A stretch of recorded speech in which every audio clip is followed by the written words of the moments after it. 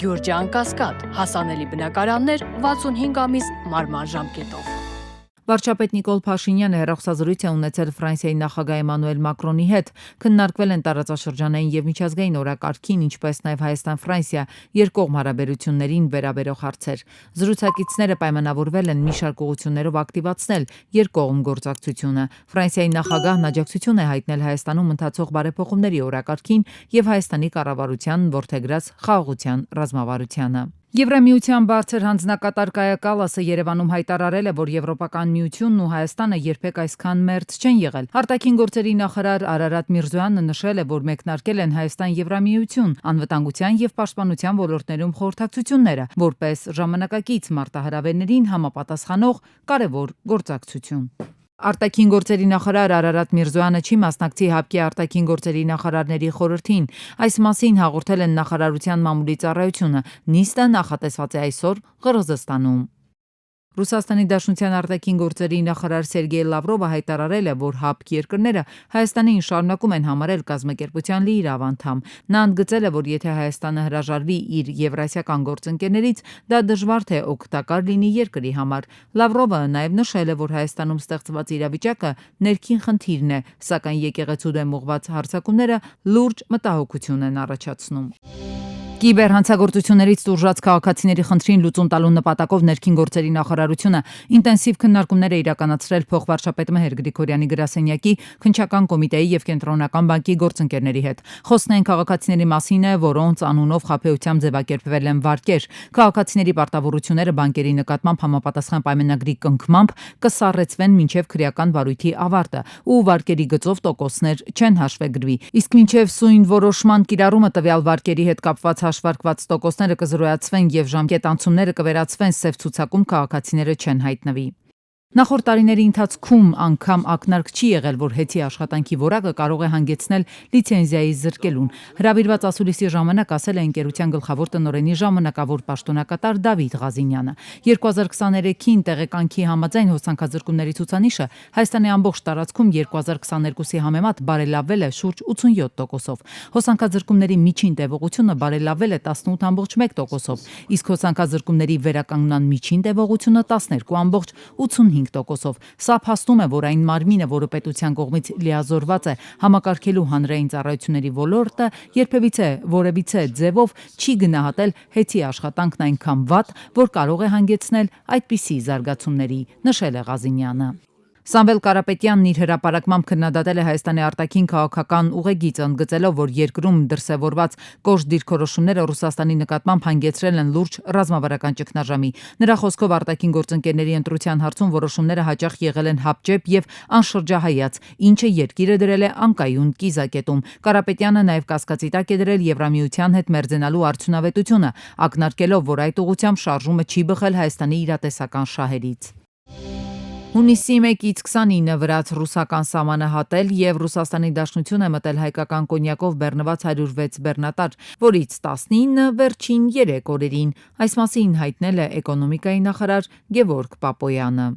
Այսօր Տիգրան Ավինյանը նիստի ժամանակ հայտարարել է, որ անվճար տրանսպորտային երթևեկության ժամանակը ավարտվում է, եւ նա նախազգուշացրել է, որ հետո բողոքներ չլինեն, թե ինչու է այդպես եղել։ Օրենսդրական փաթեթը քննարկվելու է վաղը ազգային ժողովում, որով նախատեսվում է տուգանք տրանսպորտային միջոցից օգտվելիս չվճարելու համար։ Քրեական ոստիկանության Արմավիրի մարզային վարչության ծառայողները զննություն են կատարել Խորոնք գյուղի բնակիչ 35-ամյա տղամարդու տանը։ Տանիքում հայտնաբերվել են մոտ 7.5 կիլոգրամ կանեփի չոր բույսեր, հատակին փռած եւ տոպրակով մոտ 900 գրամ չորացրած մանրացած մարիխուանայի նմանվող զանգված։ Եվս 142 գրամ նույն զանգվածից հայտնաբերվել են Խորդանոցում դրված արկղի մեջ։ Տանտերը հայտնել է, որ այդ ամենն իրենն է ինքն է աճեցրել։ 35-ամյա տղամարդը ձերբակալվել է։ Վերջին օրերին իրականացված ձերբակալությունները հերթական անգամ հանրային մտահոգության շարժառիթ դարձան։ Ձերբակալվածների թվում նաև անչափահասներ կային։ Տարիքով պայմանավորված խոցելիության պատճառով վերջիններս պաշտպանվածությանն առավել բարձր մակարդակի իրավունք ունեն։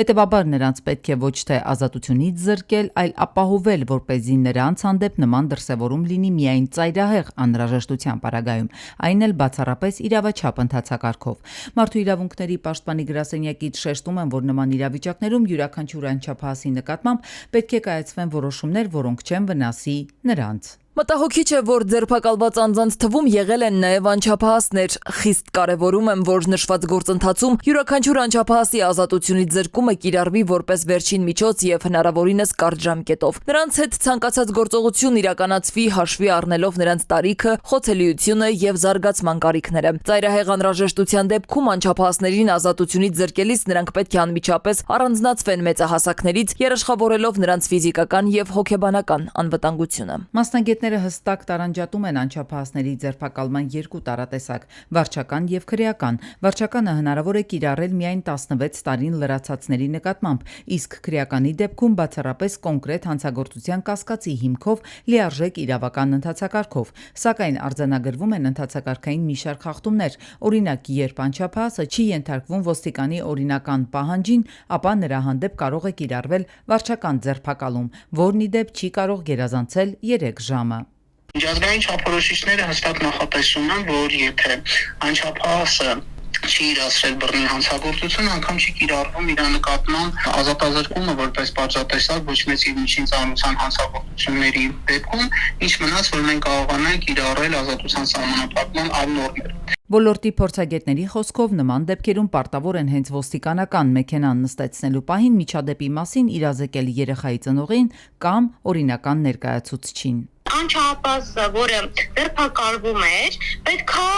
կամ անմիջականորեն մասնակցություն ունենար ինչ-որ հանցանքի կատարմանը կամ ինչ-որ այլանց իրեն մատնացույց աներ, որ հենց ինքն է կոնկրետ հանցանքը կատարել, բայց այն տեղեկություններով շատ անչափահասներ ուղղակի կանգնած են եղել կողքի ու իրենց ձերբակալել բերման են ենթարկել։ Մասնագետները մտահոգիչ են համարում նաև այն փաստը, երբ անչափահասներին հարցաքննում են առանց հոգեբանի կամ փաստաբանի ներկայության, ինչն օրենքի բացահայտ խախտում է։ Ասում են, նույնիսկ որոշ դեպքերում երեխաներից պահանջում են ստորագրել փաստաթղթեր առանց իրավական խորհրդատվության։ Օգիտ խախտումներ են տեղ ունենում։ Նախ հարցակցություն են իրականացնում, հետո օրինական ներկայացուցիչին ծանոթում են, առանց հոգեբանի մասնակցությամբ հարցակցում են, իրենց անհրաժեշտ տեղեկատվություն ստանում են, ավելին երբեմն նաև տալիս են ինչ-որ բան ստորագրել, որ իհարկե դրան վիճել կարող են վիճարկել որպես փաստաբան, բայց նոր դրանից հետո զանգում են օրինական ներկայացուցիչին տեղեկացնում են, որ գիտեք ձեր անչափահասը ձերբակալված է։ Եթե անչափահասն արդեն զրկված է ազատությունից, ապա պահպանման պայմանները պետք է նույնպես համապատասխանեն ստանդարտներին, ունենան համապատասխան լուսավորություն, օդափոխություն, կապ հոգեբանի կամ փաստաբանի հետ։ Փորձագետների դիտարկմամբ այս երևույթի դեմ պայքարելու միակ արդյունավետ մեխանիզմը հանրային վերահսկողությունն է։ Անհրաժեշտ է բարձրաձայնել նման դեպքերի մասին, իրավական գնահատական պահանջել եւ թույլ չտալ, որ անչափահասների իրավունքները երբևէ անտեսվեն։ Իրանի բարձրաստիճան պաշտոնյաները սպասում են Գերագույն առաջնորդ Ալի Խամենեիի հաստատմանը Ամերիկայի հետ բանակցություններ սկսելու համար։ Հաղորդվում է, որ առաջիկա օրերին Ամերիկայի հատուկ բանագնաց Սթիվ Ուիթքոֆը հանդիպելու է Իրանի միջուկային հարցերի բանագնացի հետ բանակցություններ սկսելու նպատակով։ ԱՄՆ նախագահ Թրամփը հայտարարել է, որ Իրանը կարող է ունենալ եւս մեկ գործող միջուկային օբյեկտ 3 հայտնի օբյեկտներից բացի։ Reuters-ը հողմանելով ատոմային էներգիայի միջազգային գործակալության աղբյուրներին հաղորդում է, որ Ամերիկայի հարվածներից հետո շուրջ 400 կիլոգրամ հարստացված ուրան է անհետացել։ Այդ քանակը ըստ գնահատականների կարող է բավարար լինել առնվազն 9 միջուկային մարտագլխի համար։ Թրամփը նախկինում պնդել էր, որ Իրանի միջուկային ծրագիրը լիովին ոչնչացվել է, սակայն այդ պնդումները կասկածի տակ դնող ԶԼՄ-ները ենթարկվել են վարչակազմի քննադատությանը։ Կանադան կասեցրել է ամերիկյան տեխնոլոգիական ընկերություններին ուղղված թվային ծառայությունների մաքսը նպատակ ունենալով առաջ մղել Ամերիկայի հետ առևտրային բանակցությունները։ Վարչապետ Մարկ Քարնին եւ նախագահ Թրամփը պատրաստվում են վերսկսել բանակցությունները, փորձելով մինչև հուլիսի 21-ը հասնել համաձայնության։ Ավելի վաղ Թրամփը դադարեցրել էր բանակցությունները մաքսը որակելով որպես ակնհայտ հարձակում ամերիկյան ընկերությունների վրա։ Գերմանիայի արտգործնախարարը ժամանել է Կիև քննարկելու Ուկրաինային աջակցության հարցերը Ռուսաստանի հետ պատերազմի պայմաններում։ Նրան կայարանում դիմավորել է Գերմանիայի դեսպանը։ Ուկրաինայի ազատությունն ու ապագան մեր արտաքին եւ անվտանգության քաղաքականության կարևորագույն խնդիրն են, ասել է Գերմանիայի արտգործնախարար Յոհան Վադեֆուլը։